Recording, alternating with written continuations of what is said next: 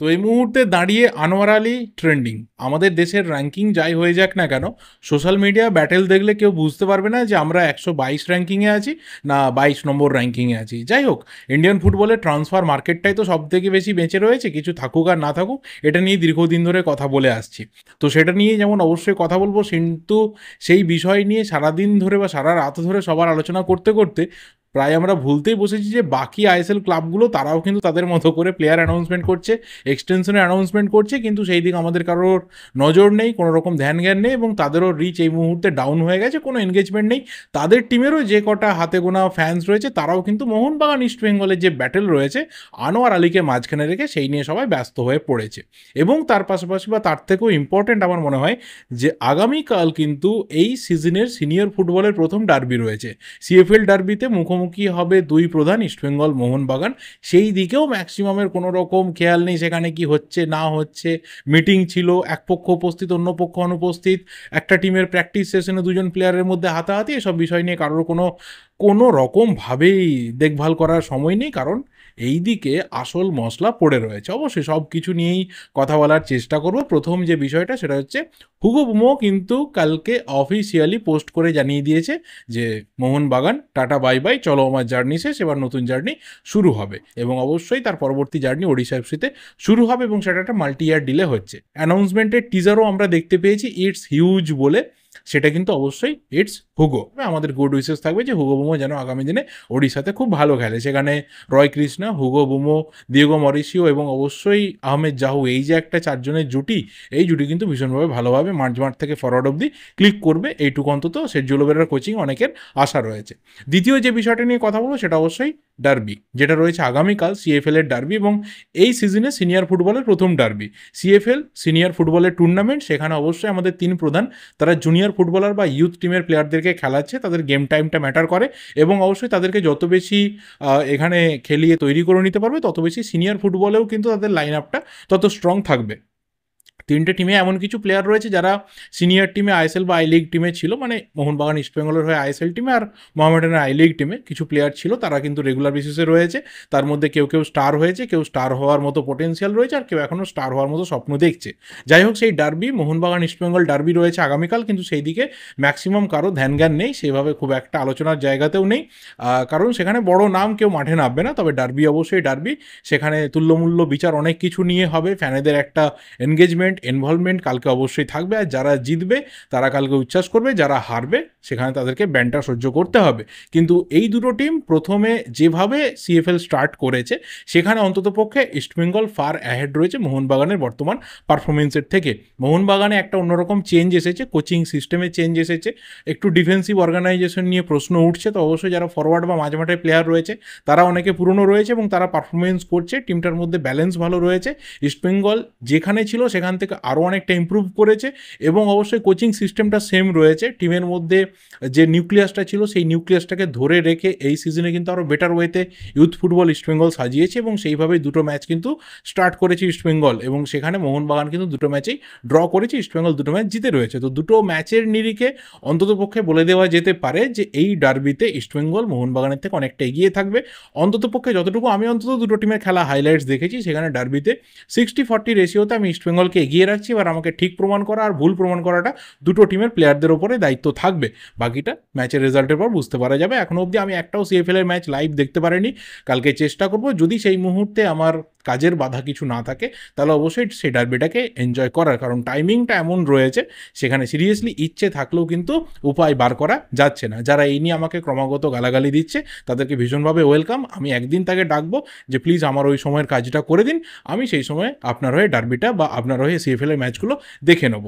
আচ্ছা, এবার প্রসঙ্গ অবশ্যই আনোয়ার আলী, কারণ এই মুহূর্তে দাঁড়িয়ে ভারতীয় ফুটবলের ট্রেন্ডিং নামটা আনোয়ার আলী, কারণ ইন্ডিয়ান ফুটবলে বেস্ট সেন্টার ব্যাক, আর তাকে নিয়ে যখন টানাটানিটা অব্যাহত রয়েছে আর বিভিন্ন ধরনের update, news report, article, video সব কিছু বেরিয়ে আসছে, কিছু কিছু ক্ষেত্রে বিভিন্ন রকম কনফার্মেশনও উঠে আসছে, তখন তাকে নিয়ে আলোচনাটা যে চরম লেভেলে থাকবে এটা বলাই বাহুল্য। ন্যাচারালি যা কিছু ব্যাপার রয়েছে, যা কিছু সারাদিনে ঘটেছে সবটা নিয়েই কথা বলবো, যা কিছু ওপিনিয়ন্স উঠে আসছে বিভিন্ন মহল থেকে এবং অবশ্যই একটা ফাইনাল কনক্লুশন কী কী আসতে পারে, কী কী ভার্ডিক্ট উঠে আসতে পারে, সব কিছু নিয়েই কথা বলবো। কিন্তু এখানে সবার আগে একটা জিনিস মাথায় রাখা দরকার যে এই যে প্লেয়ার স্ট্যাটাস কমিটির ভার্ডিক্ট নিয়ে কথা হচ্ছে, যার ওপরে বেশ করে আনোয়ার আলীর ফিউচারটা দাঁড়িয়ে রয়েছে। কারণ এখানে আলটিমেট যে কোনো ক্লাবকে সমর্থন করতে পারে, কিন্তু একটা প্লেয়ার আগামী দিনে খেলুক, সে নিজের মতো করে থাকুক, তার যেখানে ইচ্ছা সে সেখানে সই করুক, এটা আমরা সবাই চাই। সে তার মতো করে কেরিয়ারকে এগিয়ে নিয়েই যাক, কারণ তাতে আমার মনে হয় না যে কারোর আমাদের কোথাও কোনো অসুবিধা থাকতে পারে বলে।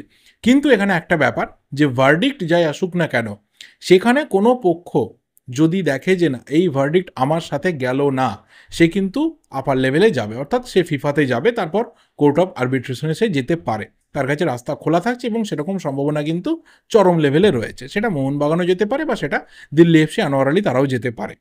এবার এখানে যে এন্টিটিগুলো এখানে এসে হাজির হয়েছে, যার মধ্যে প্রথম এন্টিটি হচ্ছে দিল্লি এফসি, যারা ভীষণভাবে চাই যে আনোয়ার আলীর যে মোহনবাগানের সাথে লোন চুক্তি 1 বছর শেষ হয়েছে, ফিফার 2022-এর নিয়মকে তারা সামনে রাখছে। যদিও 2023-এ যখন তারা চুক্তি করেছিল মোহনবাগানের সাথে আনোয়ার আলীকে নিয়ে, তখন তারা 2022-এর নিয়মের কথা হয়তো জানতেন না, বা জানলেও হয়তো মাথায় সেই মুহূর্তে হিট করেনি, আপাতত হিট করেছে।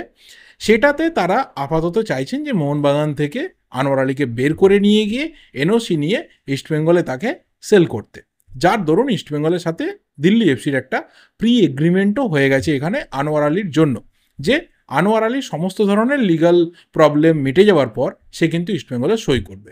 এটা দিল্লি এফসির আপাতত ভূমিকা। বাকিটা তাদের যা কিছু লিগাল ব্যাপার রয়েছে সেটা এএফএফ এর পিএসসির কাছে গিয়ে তারা ফাইট করবে। দ্বিতীয় এন্টিটি অবশ্যই এখানে কিন্তু মোহনবাগান। আমি আনোয়ার আলীর প্রসঙ্গটা একদম শেষে আসবো। দ্বিতীয় এন্টিটি এখানে মোহনবাগান। মোহনবাগান এখানে একটা ক্লিয়ার স্ট্যান্ড পয়েন্টে রয়েছে, যে যেভাবে একতরফা আনোয়ার আলী এই যে লোন চুক্তি 4 বছর ধরে হয়ে রয়েছে, সেই লোন চুক্তিকে একতরফা ভাঙতে চেয়েছে, সেটা ভীষণভাবে কিন্তু ক্লজের এগেনস্টে গেছে, কন্ট্রাক্টের এগেনস্টে গেছে, যার জন্য মোহনবাগান আগামী দিনে পিএসসিতে ফরওয়ার্ড করতে পারে যে সমস্ত কিছু মিটিয়ে মোহনবাগানে আনোয়ার আলী যেন ফিরে আসে, এবং যে লোন চুক্তি এআইএফএফ এর রুল অনুযায়ী মোহনবাগান, দিল্লি এবং আনোয়ার আলী করেছিল, সেটার ওপরে যেন এআইএফএফ মান্যতা দেয়।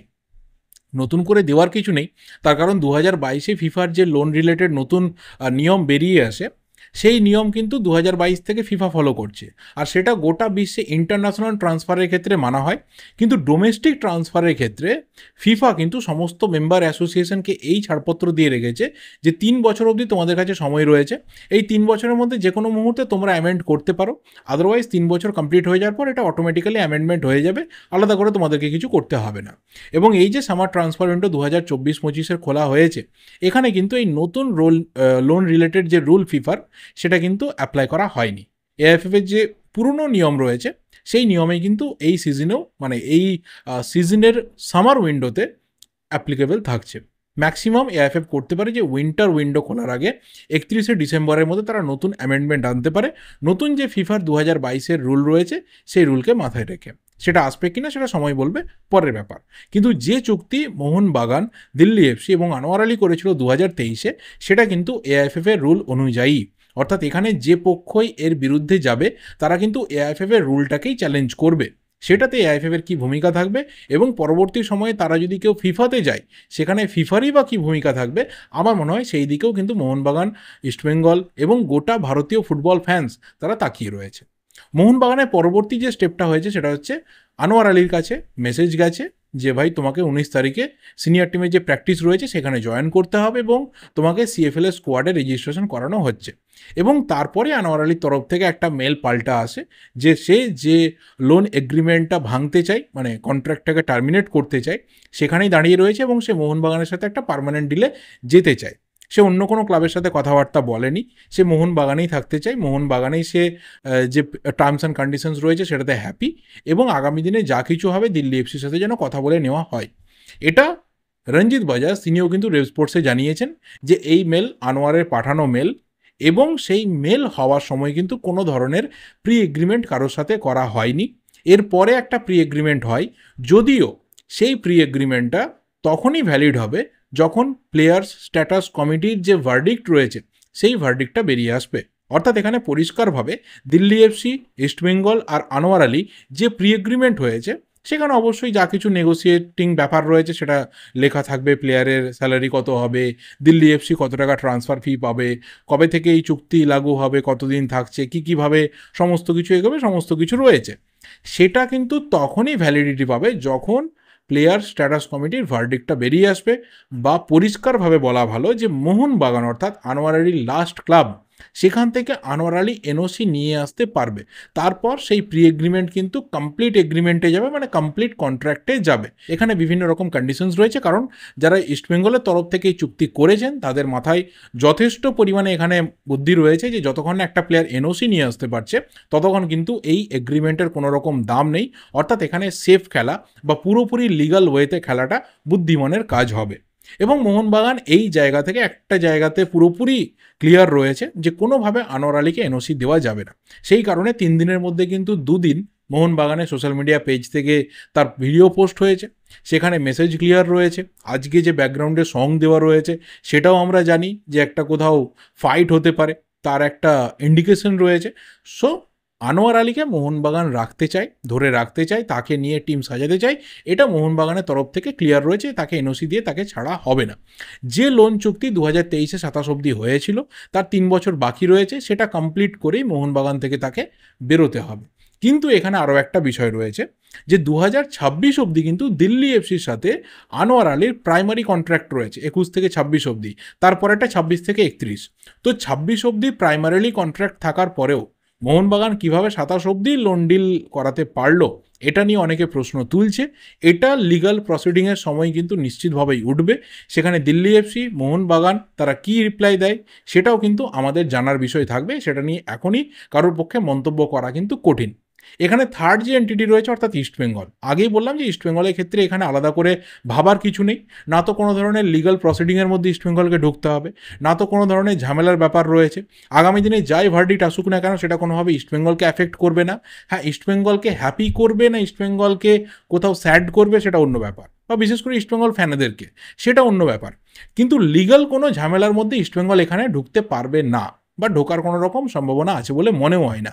কিন্তু আগামী দিনে যদি দেখা যায় যে এই আনোয়ার আলী মোহনবাগানেই থেকে গেল, তাহলে কি ইস্টবেঙ্গল দিল্লি এফসির বিরুদ্ধে কোনো রকম কেস ফরওয়ার্ড করতে পারে? যে একটা ব্যাপার লিগালি আটকে থাকার পরেও কেন সেই প্লেয়ারকে একদম খুব মানে কনফিডেন্টের সাথে আরেকটা ক্লাবে সই করানোর চেষ্টা দিল্লি এফসি করেছিল, এই মোতাবেক কি ইস্টবেঙ্গল মুভ করতে পারে? এটাও কিন্তু অনেকে জানার বিষয় রয়েছে। একইভাবে বললাম যে বিষয়টা মোহনবাগান, দিল্লি আর এএফএফ এর ব্যাপার ওই 26-27 নিয়ে, সেটাও কিন্তু এরকমই একটা ব্যাপার। পরবর্তীকালে সেটা কি হবে না হবে, সেটা কি করবে ইস্টবেঙ্গল ক্লাব, সেটা পরবর্তী সময়ে জানা যাবে। কিন্তু তার একটা স্লাইড চান্স কিন্তু থেকে যাচ্ছে। এবার লাস্ট এবং সবথেকে ইন্টারেস্টিং এন্টিটি হচ্ছে আনোয়ার আলী। তার কেরিয়ার নিয়ে, তার উত্থান নিয়ে, তার ফিরে আসা নিয়ে আমরা ভীষণভাবে কিন্তু ইন্টারেস্টেড ছিলাম। আমরা সেটা নিয়ে সবাই কথা বলেছি, আমরা হ্যাপি ছিলাম। এবং তাকে কোথাও ধীরে ধীরে খেলতে খেলতে উঠে আসতে দেখতে দেখতে, ইন্ডিয়ার বেস্ট সেন্টার ব্যাক হওয়া দেখতে দেখতে আমরা লাস্ট 2.5টা সিজন কিন্তু কাটিয়েছি। কিন্তু এই মুহূর্তে দাঁড়িয়ে আনোয়ার আলী ঠিক যে জায়গাতে রয়েছে, আনোয়ার আলী নিজেও জানে না যে এরপর কবে সে পায়ে ফুটবল নিয়ে মাঠে নামতে পারবে। কারণ এখানে অনেক রয়েছে। 1 নম্বর হচ্ছে যে তার কন্ট্রাক্টে কোনো রকম টার্মিনেশন ক্লজ না থাকা সত্ত্বেও কিভাবে এখানে ইউনিল্যাটারালি সে টার্মিনেট করতে গেল কন্ট্রাক্টটা, এর অ্যান্সার কিন্তু তাকে পিএসসিতে গিয়ে দিতে হবে, যেটা মোহনবাগান কিন্তু সরাসরি প্রশ্ন তুলেছে, যেটা কালকে মার্কাসের টুইট থেকে আমরা জানতে পেরেছি, বা বিভিন্ন সময়ে অন্যান্য রিপোর্ট থেকেও জানতে পারা গেছে। কিন্তু যে বিষয়গুলো আরও সামনে আনা হয়েছে, যেটা অন্তত আমি স্পোর্টস স্টারের যে রিপোর্ট রয়েছে সেখানে দেখলাম, যে আর্টিকেল 16, 17, 18 এই 3টে জায়গা যদি ভয়েড না হয়ে থাকে, তাহলে কিন্তু ভীষণভাবে চাপ রয়েছে আনোয়ার আলীর মোহনবাগান থেকে এনওসি পাওয়ার ক্ষেত্রে। এই আর্টিকেল 16, 17, 18-এ কী বলছে না, মিউচুয়াল টার্মিনেশন হয়েছে কিনা, বা ক্লাবের তরফ থেকে টার্মিনেট করার চেষ্টা করা হয়েছে কিনা। নাম্বার 2 হচ্ছে তার স্যালারি রিলেটেড কোনো প্রবলেম হয়েছে কিনা। নাম্বার 3 হচ্ছে গোটা সিজনে 10%-এর কম সে গেম টাইম পেয়েছে কিনা। তো প্রত্যেকটা জায়গা দেখলে দেখা যাবে যে প্রত্যেকটা জায়গাতেই কিন্তু আনোয়ার আলীর আলাদা করে প্রুভ করার মতো কোনো ডকুমেন্টস হাতে থাকবে না, কারণ সে 10%-এর বেশি গেম টাইম পেয়েছে। স্যালারি আশা করা যায় ঠিকঠাক পেয়েছে, কারণ স্যালারি রিলেটেড হায়দ্রাবাদ এফসি ছাড়া অন্য কোনো ক্লাবের কোনো রকম ইস্যু শোনা যায়নি। এবং অবশ্যই টার্মিনেশনের ক্ষেত্রে মোহনবাগানের তরফ থেকে বা মোহনবাগান বা প্লেয়ারের মিউচুয়াল টার্মিনেশনের কোনো খবর কিন্তু এখনও অবধি কোথাও উঠে আসেনি। উঠে এলে তো ব্যাপারটা আগেই মিটে যেত। তো এই সমস্ত ইস্যুসের ওপর কিন্তু পুরো এন্টিটিগুলো দাঁড়িয়ে রয়েছে, এবং যেখানে বিভিন্ন রকম সম্ভাবনা দেখা যাচ্ছে যে ভার্ডিক্টে এরকম উঠে আসতে পারে। আমি জ্যোতিষী না যারা ওখানে বসে রয়েছেন তারা কি ধরনের ভার্ডিক্ট দেবেন, তারা কি চাইছেন, কোন পক্ষের কথাকে বেশি গুরুত্ব দিয়ে দেখবেন, লিগ্যাল ম্যাটার কার হাতে কি রয়েছে আমরা সিরিয়াসলি জানি না। যা কিছু সামনে উঠে আসছে সেটা নিয়ে কথা বলছি, রিপোর্ট দেখে কথা বলছি। আইদার এখানে আনোয়ার আলী অথবা এখানে মোহনবাগান কেউ একটা ভার্ডিক্ট পাবে, যে ভার্ডিক্ট দেওয়া হলো যে চলো আনোয়ার আলীকে মোহনবাগান এনওসি দিতে বাধ্য, অথবা আনোয়ার আলীর ক্ষেত্রে মোহনবাগান সে ব্যাটেলটা জিতবে যে না, আনোয়ার আলী কোনোভাবে ক্লাব পরিবর্তন করতে পারবে না, সে মোহনবাগানেই খেলবে। এটা ক্লিয়ার ব্যাপার যে এই দুটো ভার্ডিক্টের মধ্যে কোনো একটা ভার্ডিক্ট উঠে আসবে। এর বাইরে অন্য কেউ খুব একটা অ্যাফেক্টেড হওয়ার কিন্তু চান্স থেকে যাচ্ছে না। কিন্তু আমি যে জিনিসটা অন্তত শেষে বলতে চাই যে মোহনবাগান, ইস্টবেঙ্গল, বিভিন্ন ক্লাব ব্যাটেল চলতে থাকবে, কিন্তু তার মাঝে দাঁড়িয়ে একটা প্লেয়ার যেন নিজের কোনো কেরিয়ারের ক্ষতির সম্মুখীন না হয়, এটা বড় ক্লাবদেরও কিন্তু মাথায় রাখা দরকার। যে তাদের একটা ইগোর ব্যাটেলের জন্য, তাদের একটা প্রেস্টিজের ব্যাটেলের জন্য একটা প্লেয়ার যেন কোনোভাবে সাফার না করে, একটা প্লেয়ারের যেন পায়ে বলটা থাকে, তাকে যেন কোনোভাবে সাফারটা না করতে হয় যে তার পা থেকে বলটা চলে গেল, বা তার উপর কোনো ধরনের স্যাংশন এলো, বা তার উপর কোনো ধরনের ব্যান এলো। হ্যাঁ, হয়তো যে কাণ্ডটা হয়েছে, হয়তো যে আজকে সিচুয়েশনটা তৈরি হয়েছে, যে মেসটা আজকে তৈরি হয়েছে, তার দায়ীকে, সেখানে আনোয়ার আলীর দায় কতটা, বা তাকে ইন্ধন জোগানো লোকের দায় কতটা, এটাও কিন্তু ভেবে রাখা দরকার।